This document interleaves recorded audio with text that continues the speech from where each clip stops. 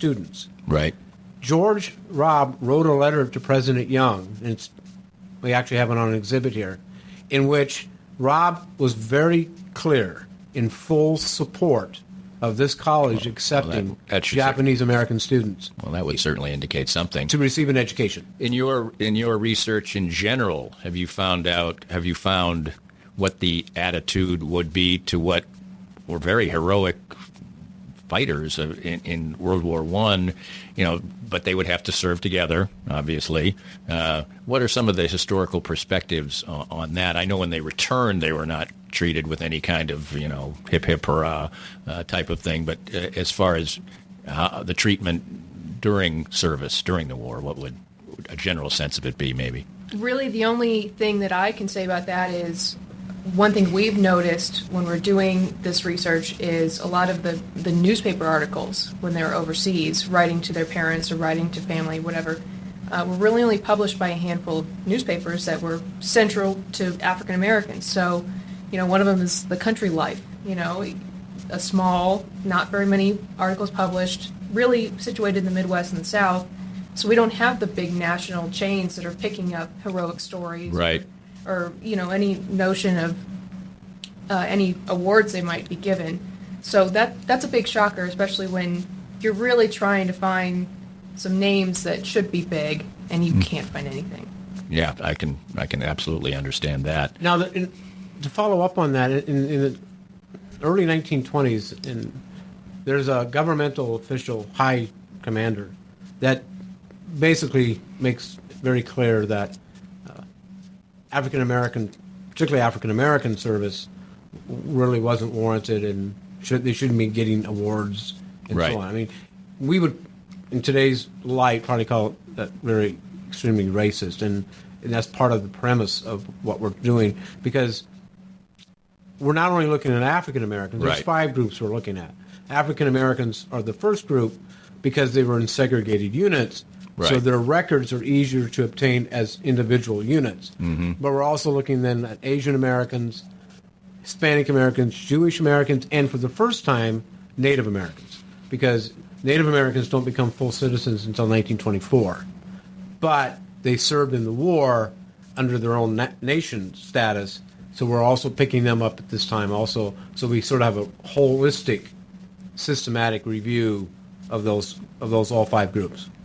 We're speaking with Dr. Timothy Westcott, Associate Professor of History and the Director of the George S. Robb Center for the Study of the Great War, and Ashlyn Weber, a history major and researcher. Research team, Ashlyn, what's it like? What are the dynamics of a research team? How much of it is just you doing a bunch of stuff by yourself and then getting together once in a while and saying, I got all this? And how much of it is real team work, competitiveness, etc.? I wouldn't say so much competitiveness, because we all do a lot of this on our own, but different focuses. So the person I work with the most, he does military citations. I have no idea how to search for some of these things, but he will weed through 100 years of Attorney General reports. I mean, find the weather, the terrain, artillery of any battle that any of our guys were involved with. And he'll write a report, and I'll get it, and I'll write a report on any genealogy that I come up with. And a big one that I do is I confirm birth dates and death dates. I mean, you'd be surprised how big of an indicator that is if you're just trying to find one person. Right. And a lot of those we just don't have waiting for us. We have to find that out ourselves. So, it's a lot of sending things back and forth, and, well, I have this one fact from this newspaper, and, well, that's not right from the other one. So right. You just kind of have to take the average of some of these things and just kind of guess. So, where did you develop an interest in what can undoubtedly be fascinating at times and laborious at times also? Dr.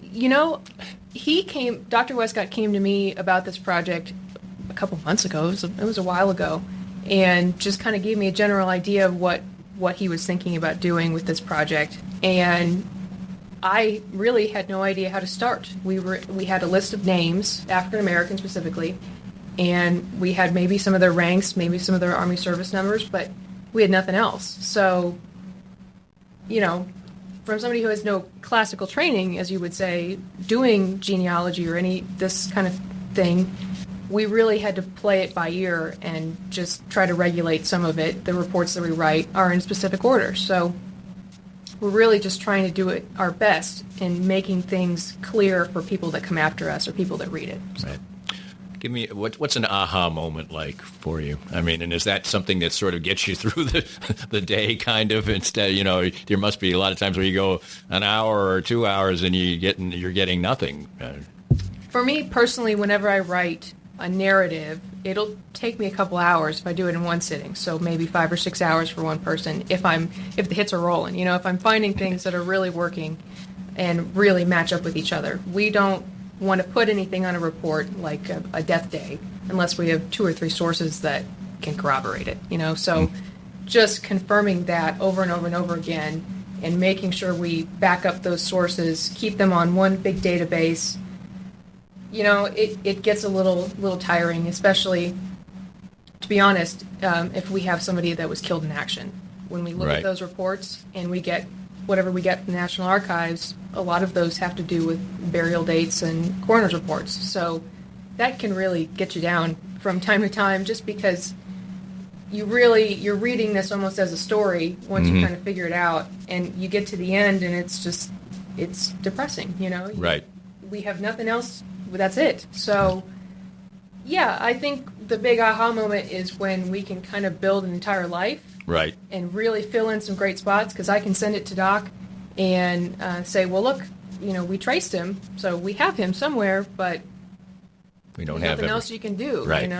So there's a certain sense of incompletion, but you've developed something. You've developed something, yes. But I think sometimes those aha moments, particularly if we've done our forensic history to the best of our ability, and I have the pleasure of doing this most of the time, is being actually able to pick up the phone and literally talk to a grandson or a granddaughter. Mm-hmm. The first case that we sort of broke that barrier, I was able to trace who I thought was a descendant by using online resources, as you can imagine.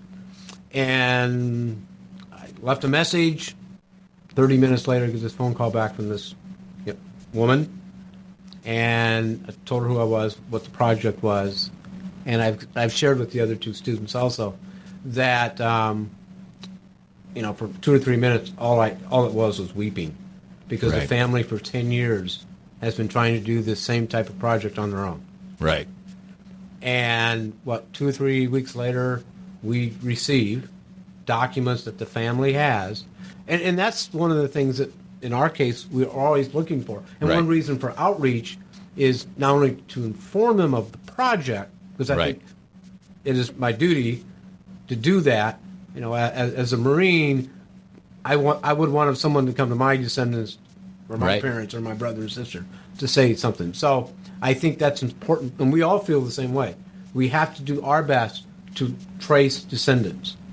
But for them to engage with us, and we received a communication from a direct descendant of the Jewish American that received the Medal of Honor for World War I in 2015, who lives here in Missouri. She wants to have a conversation. Right. So I think those aha moments, as you well know, research can be pretty methodical and boring, and you're sort of by yourself. But when we can pick up the phone and say, "This is who we are. Right. Are you a descendant of?" Yes. And they're saying, "Oh my goodness, really?" And then we get stuff.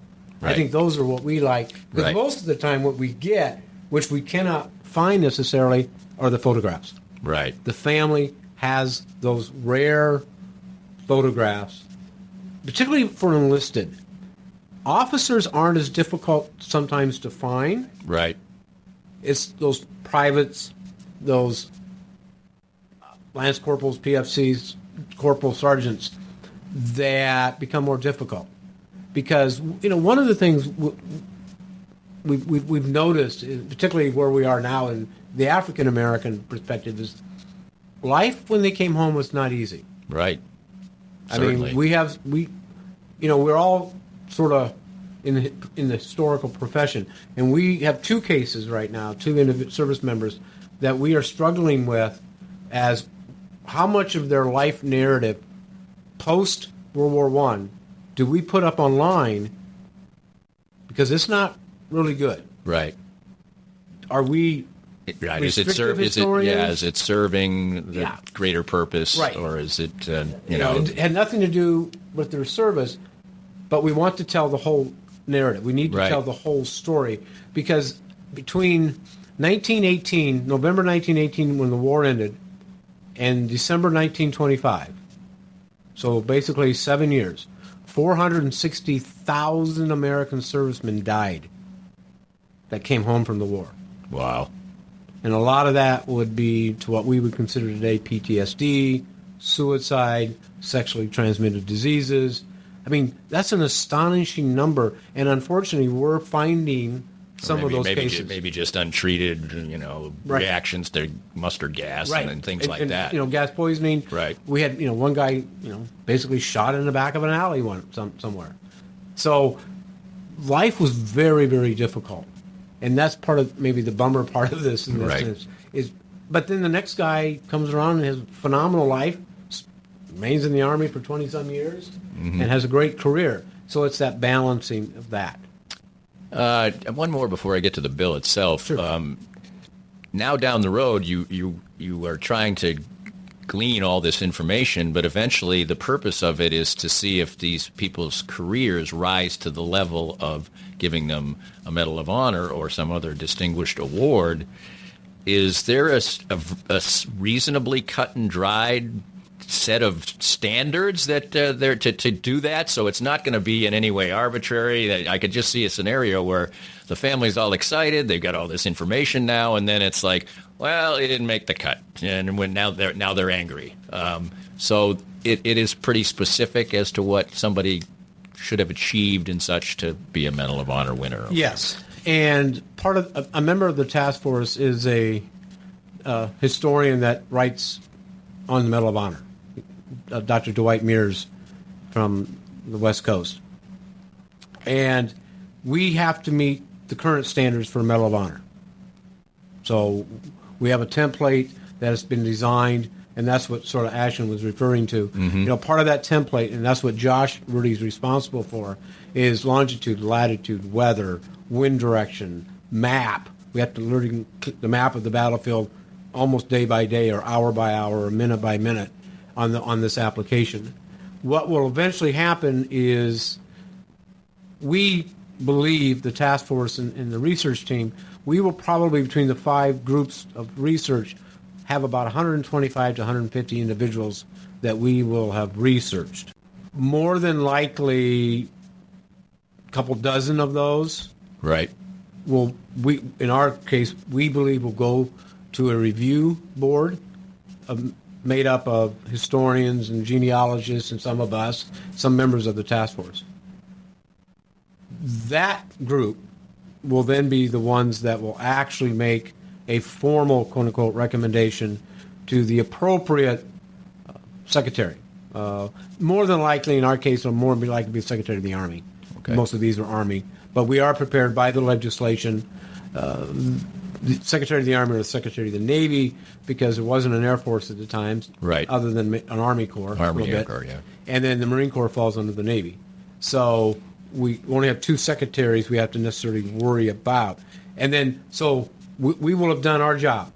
So it'll go through any normal process that any Medal of Honor does currently.